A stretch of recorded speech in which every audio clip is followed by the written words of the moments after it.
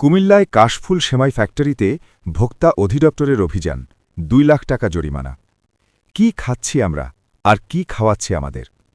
কিছু অসাধু প্রতিষ্ঠান দীর্ঘদিন ধরে অধিক মুনাফার আশায় অস্বাস্থ্যকর পরিবেশে নিম্নমানের খাদ্য সামগ্রী, নিষিদ্ধ রং ব্যবহার করে শিশুখাদ্য ও সেমাই তৈরি করে আসছে, যা নজরে আসে কুমিল্লা ভোক্তা অধিদপ্তরের।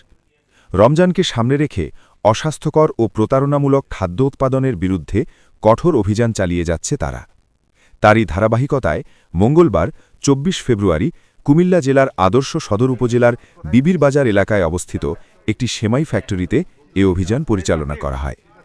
অভিযানে দেখা যায় কাশফুল ফুড প্রোডাক্ট নামের প্রতিষ্ঠানটি অস্বাস্থ্যকর পরিবেশে সেমাই তৈরি ও সংরক্ষণ করছে, পাশাপাশি নিষিদ্ধ রং ব্যবহার করে শিশুখাদ্য উৎপাদন এবং সফট ড্রিঙ্ক পাউডারে অর্থাৎ ট্যাঙ্কে মানব স্বাস্থ্যের জন্য ক্ষতিকর মাত্রাতিরিক্ত অ্যাসপার্টাম ব্যবহার করা হচ্ছে। আরও গুরুতর অভিযোগ হল, প্রতিষ্ঠানটির কোনো বৈধ হালাল সনদ না থাকলেও প্যাকেটে হালাল উল্লেখ করে পণ্য বাজারজাত করা হচ্ছিল, যা ভোক্তাদের সঙ্গে সরাসরি প্রতারণার শামিল।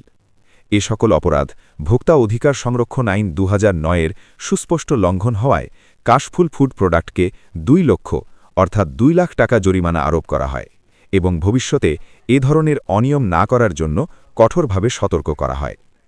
অভিযানে উপস্থিত ছিলেন কুমিল্লা জেলা ভোক্তা অধিদপ্তরের সহকারী পরিচালক মোহাম্মদ কাউসার মিয়া, নিরাপদ খাদ্য অফিসার মোহাম্মদ জুয়েল মিয়া, র্যাব সিপিসি কুমিল্লায়ের প্রতিনিধি মোহাম্মদ কাজী মাসুদ আলম এবং ক্যাব কুমিল্লায়ের প্রতিনিধিরা।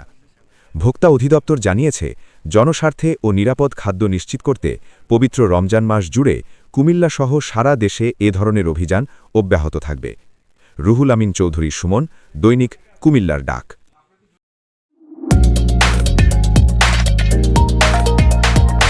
এতক্ষণ ধরে আমাদের সাথে থাকার জন্য ধন্যবাদ।